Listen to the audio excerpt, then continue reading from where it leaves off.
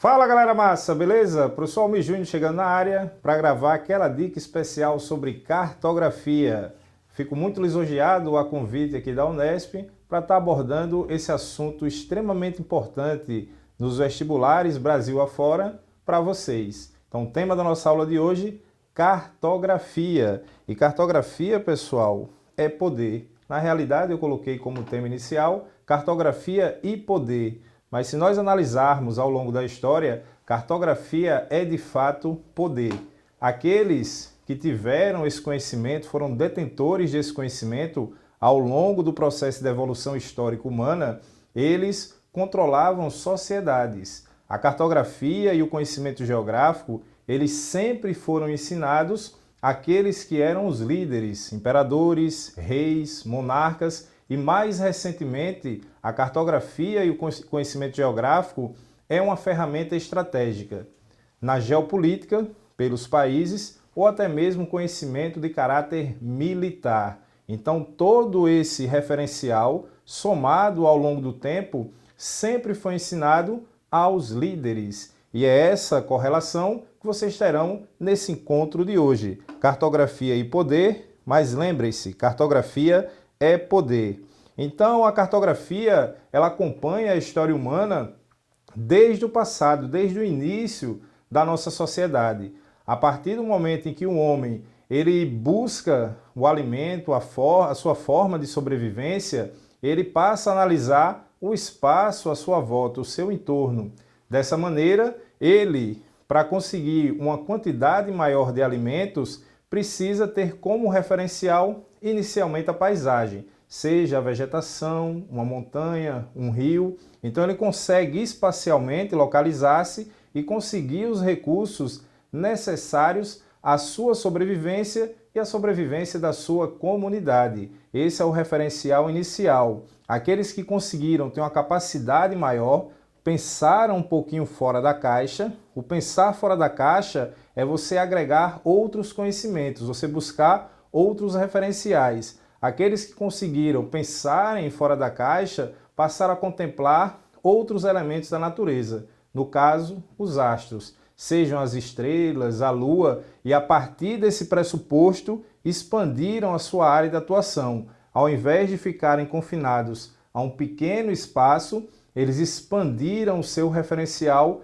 fazendo uso dos astros, conseguindo agora percorrerem distâncias cada vez maiores. Como nesse mapa que eu trouxe para vocês, que é o mapa de Gassu, é um mapa mais antigo que se tem conhecimento como um referencial geográfico. Ele foi encontrado na Babilônia, atual território do Iraque, por volta de 2.500 anos antes de Cristo, feito em argila para perdurar, para que esse conhecimento ele fosse passado para outras gerações. Na realidade, a cartografia ela é uma mensagem a ser passada. Nesse caso aqui, muito mais elaborada em argila, mas os nossos antepassados que viviam ainda em cavernas, eles passavam essa mensagem, esse conhecimento por meio das pinturas rupestres, fazendo os desenhos, demonstrando cenas de caça, onde encontrar os recursos para a sobrevivência do seu grupo. Então percebam que a cartografia ela está para a história humana como essa representação de sobrevivência. O nome Gassu é uma referência às antigas ruínas e à antiga cidade de Gassu, que existiu nessa mesma região. Não traz nomes precisos da área mapeada, mas você tem uma contemplação desse referencial, quando o homem ele passa a contemplar os astros e a deslocar-se em ambientes cada vez mais distantes. Essa outra representação, como vocês devem ter percebido, o meu sotaque um pouquinho aproximado ao do Nordeste, fui importado do Nordeste para cá para estar ministrando essa aula para vocês. Eu trago aqui um mapa de Tenochtitlan. Esse mapa aqui ele é atribuído a Hernán Cortés em 1524. Percebam o nível de detalhamento. E é uma cidade ainda do século XVI, na primeira metade do século XVI, que possui características muito aproximadas àquelas cidades encontradas na Europa. Esse referencial aqui, no caso a cidade de Tenochtitlan, que é a atual cidade do México, sede, capital do Império Azteca, ela já demonstra esse nível de evolução das sociedades pré-colombianas existentes em nosso território. Aqui eu trouxe dois mapas para vocês, um representando o início do processo de colonização no Brasil e o outro que é justamente a minha cidade de origem, João Pessoa, na Paraíba. Um mapa mais detalhado que demonstra justamente quais são os elementos turísticos associados a essa paisagem. E o conceito mais importante para vocês, o que é a cartografia? A cartografia nada mais é que a ciência ou a arte de representação da superfície terrestre num plano que é o mapa. Então imagine como eu vou representar uma esfera, no caso, consideremos a Terra como elipsoide, com 360 graus de circunferência, e como eu vou fazer para representar esse elipsoide num plano que é o mapa. Algumas distorções elas irão ocorrer, por isso que técnicas foram desenvolvidas para conseguirmos a representação da totalidade. Eu tenho a projeção cilíndrica de Mercator e a projeção cilíndrica de Píteres, que são as mais conhecidas. Eu tenho a projeção cônica, que é aquela que vai ser utilizada para a representação das latitudes médias, das regiões temperadas. Eu tenho a projeção azimutal ou plana, que dentre as três é a mais incompreendida. Conceitualmente, ela é utilizada para a representação das áreas polares, das regiões extremas existentes em nosso planeta. Mas, na realidade, a projeção azimutal ela é utilizada toda vez que você quer dar um zoom em determinada localidade, em determinada região. Então, quando você quer dar um destaque, você se utiliza da projeção azimutal ou plana. Como referência para vocês, o símbolo da ONU é uma projeção azimutal ou plana. Fica essa dica para vocês. Então, a cartografia é a ciência ou a arte que se utiliza da representação da superfície terrestre, que representa a superfície terrestre, num plano que é o mapa. Primeira imagem aqui que eu trago para vocês é a de um portulano, que são mapas temáticos utilizados no início da colonização aqui no Brasil. Percebam que eu tenho figuras humanas, no caso, os primeiros habitantes que aqui viviam, e aqui é uma cena de exploração do nosso território. O pau-brasil sendo explorado e utilizado como uma matéria-prima no mercado internacional. Então nós temos aqui o primeiro contato. Portulanos são esses mapas temáticos que foram confeccionados no início da colonização. Passados alguns séculos, a modernidade e a utilização de satélites nos trouxe mapas bem mais elaborados, como esse que eu trago para vocês, que é da cidade de João Pessoa, na Paraíba, a capital mais linda do Nordeste. Então eu tenho aqui, principais pontos turísticos e vocês conseguem perceber as linhas de circulação que são traçadas na cidade. Se nós tivermos uma visualização desse referencial, a cartografia ela acaba sendo uma referência fria. Eu não consigo, de fato, contemplar o que acontece nesse ambiente. Eu tenho linhas que são traçadas visando inicialmente a circulação de pessoas, o transporte, mas eu não consigo ver ou sentir a essência relacionada a esse território, a esse ambiente. Daí, cabe aos arquitetos, aos urbanistas, justamente terem esse sentimento mais aproximado, saírem da visão fria do satélite e engendrarem-se, entrarem em meio a essas regiões e absorverem a cultura de cada lugar. É isso que irá trazer mais valor. Lembra no início, quando eu falei que é necessário que nós saiamos fora da caixa, pensemos fora da caixa? É justamente isso, é você agregar outros elementos referenciais. Então, ao invés de ficarmos com essa imagem fria de contemplação e configuração territorial, que é fundamental para os desdobramentos, planos diretores de cidades, é tão importante quanto você ter uma aproximação desses espaços, você conhecer de fato esses espaços. A cultura, pessoal, ela se insere justamente nesse elemento mais individualizado. Fica a dica para vocês. No Brasil, nós temos alguns órgãos que são responsáveis pelo grande número... Não, pode... No Brasil, eu acabei me empolgando, ela falou, Corta, eu me desconcentrei. Corta, 3, 2, Corta, 3, 2, 1. No Brasil, existem um grande número de órgãos e sociedades responsáveis pelas atividades... 3, corta. 3, 2, 1. No Brasil, nós temos um grande número de órgãos que são responsáveis pela confecção de mapas cartográficos, ou seja, das atividades cartográficas. E para você, aluno, esse tema ele é de extrema importância. Lembre-se que a cartografia é a alma, é a essência da geografia. Não existe o conhecimento geográfico sem os mapas. Então a cartografia ela vai ser recorrente nos vestibulares que você vai se deparar. Tá ok? Então percebam que alguns órgãos aqui que eu posso citar para vocês, a exemplo do IBGE, Instituto Brasileiro de Geografia e Estatística, criado pelo governo federal em 1936, lá no governo Vargas, lembra da era Vargas, com o objetivo de coordenar as atividades estatísticas, censitárias e geográficas do país. Para Vargas, era necessário que o Brasil ele se desenvolvesse como um todo, e não apenas uma área restrita, nesse caso, a região sudeste do país. Os investimentos foram iniciais na região sudeste, pois essa área, essa região era dotada de algumas características específicas, como mão de obra qualificada para trabalhar na indústria. Segundo referencial, infraestrutura do período áureo do café. E o terceiro ponto, capital, investimentos e o dinheiro justamente que foi originado com essa produção, com a atividade cafeeira.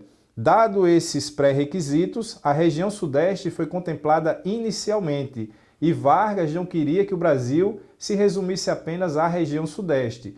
Para isso, ele cria o IBGE para que estudos específicos em outras regiões fossem desenvolvidos e a partir das suas particularidades, essas áreas também tivessem desenvolvimento. Não adiantava eu pegar o modelo produtivo da região sudeste e aplicá-lo em uma outra região.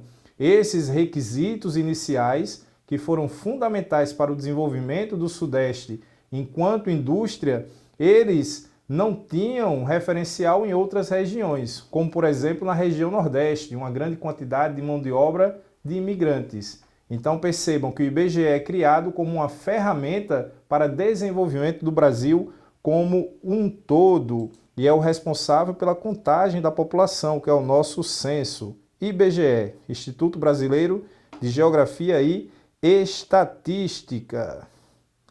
Segundo referencial para vocês, Diretoria do Serviço Geográfico. Lembra quando eu falei que a geografia é um conhecimento estratégico e aqueles que têm a liderança, aqueles que comandam, é quem controla esse conhecimento estratégico? A Diretoria de Serviço Geográfico é um órgão de apoio técnico-normativo do Departamento de Ciência e Tecnologia, incumbido de superintender no âmbito do Exército as atividades relacionadas às imagens, às informações geográficas e meteorológicas. O Exército, o corpo militar associado a essa ferramenta de controle estratégico, como eu mencionei para vocês. Eu tenho a Diretoria do Serviço Geográfico, um braço aí integrante das Forças Armadas. Terceiro referencial, INPE, Instituto de Pesquisas Espaciais.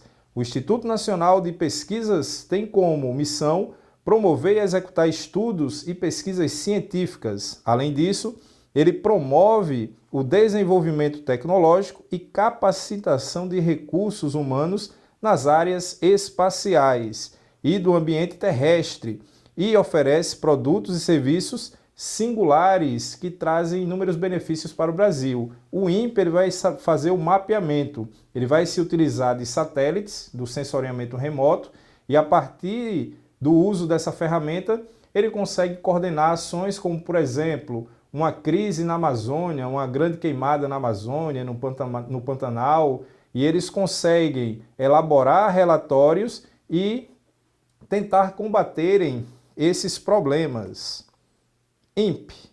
Próximo referencial agora para vocês, Radam Brasil. O Radam Brasil foi um dos grandes projetos que ajudaram no crescimento da cartografia nacional, utilizando o radar para coletar informações aéreas do território, principalmente da Amazônia.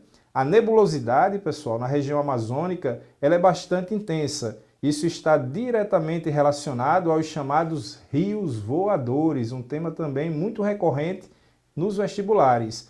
Os rios voadores são volumes de água atmosféricos bem parecidos com uma bacia hidrográfica mesmo, na qual as árvores retiram do solo o excesso de água e, por capilaridade, eliminam essa água, esse excesso de água, por meio das suas folhas. É a evapotranspiração. Os rios voadores, eles são fundamentais na compreensão da distribuição das águas na região centro-sul do país.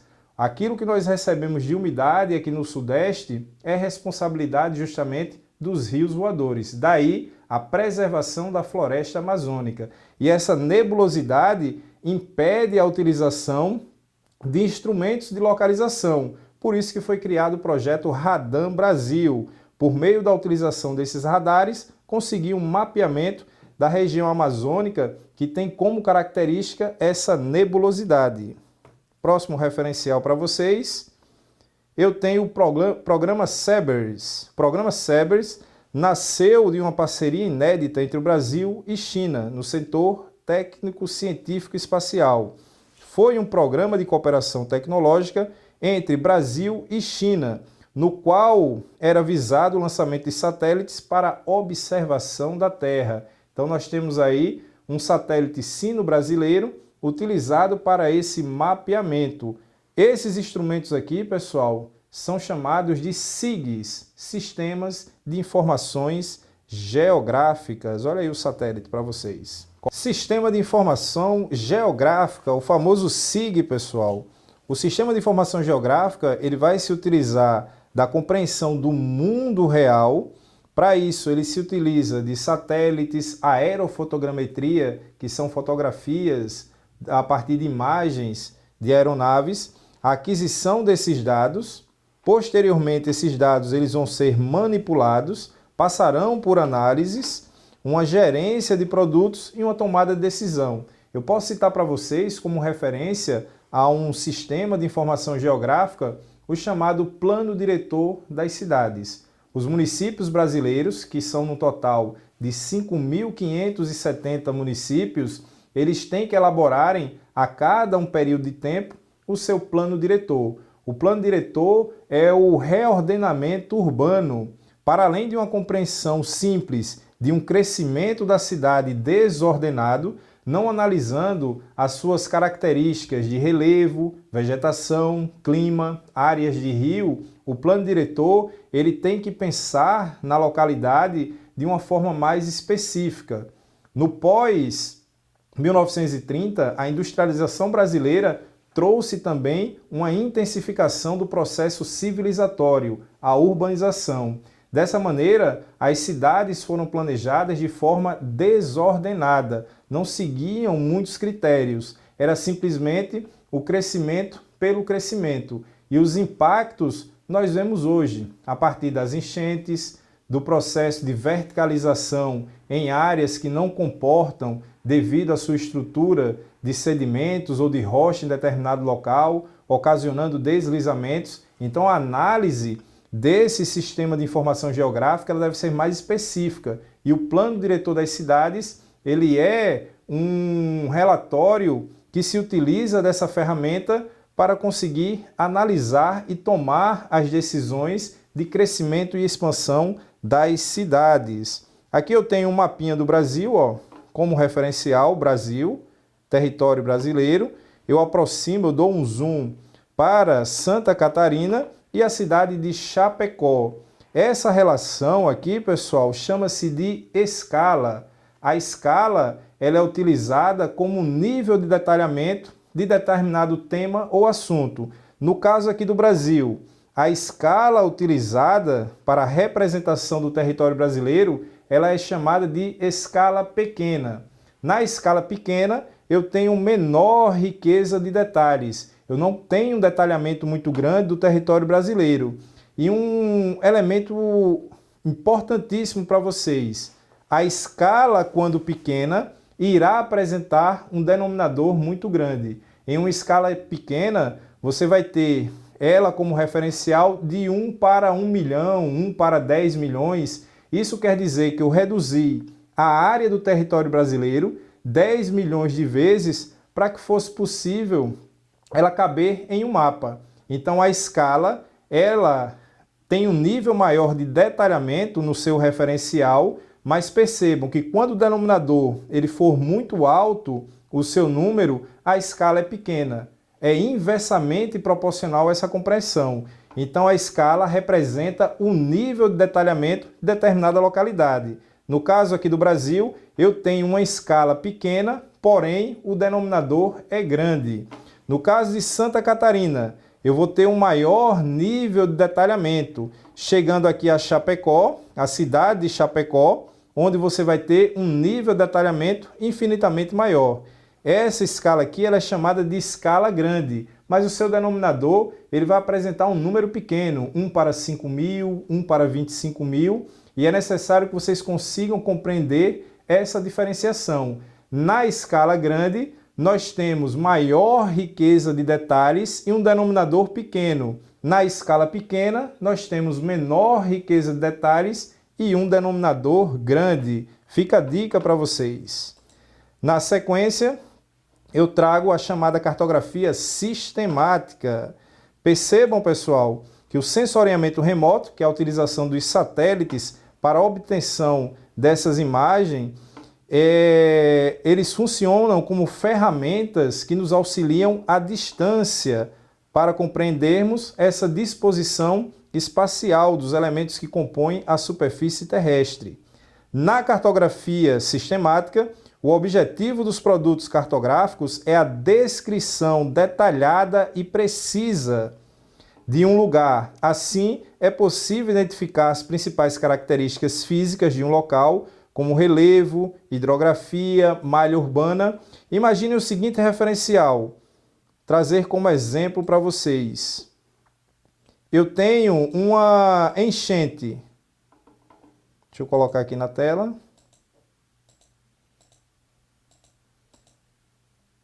O exemplo que eu trago para vocês é o de uma enchente. Como eu vou analisar esse referencial? De quem é a culpa da enchente? A enchente é culpa da meteorologia? Na realidade, nós acabamos culpando os elementos ligados à natureza por essas problemáticas que acabam atingindo o nosso cotidiano, o nosso dia a dia. Então, ao invés de nós culparmos o clima pela problemática das enchentes, qual foi o motivo que levou a cidade a ficar inserida em uma área de várzea, que naturalmente é uma região, uma zona de alagamento? O rio, quando ele tem o seu período de vazão mais intenso, um período com índice pluviométrico mais elevado, naturalmente as águas do leito ou canal do rio, elas vão ocupar as suas margens, que recebem o nome de área de várzea. Então a culpa desse alagamento, será que é do rio? Cabe uma reflexão aqui da falta de planejamento. Lembra no início? Intenso processo de urbanização acabou levando as cidades a crescerem de maneira desordenada, não levando em consideração critérios e princípios específicos de cada localidade. Essa área aqui, por onde está passando esse caminhão, pertence ao rio, é uma área de várzea. Então cabe aos nossos futuros arquitetos, engenheiros, urbanistas a pensarem fora da caixa, a trazerem esses referenciais mais individualizados, respeitando as condições de relevo, vegetação, clima, elementos também culturais, como se desenvolveu aquela região enquanto cultura, quais são os principais grupos que ali vivem. Então deve-se ter um olhar mais aproximado neste sentido. Dessa maneira, eu trago para vocês uma compreensão da cartografia moderna que visa justamente trazer no bojo dessas ligações uma mudança para o futuro. E isso cabe a todos nós. Muito obrigado e até a próxima!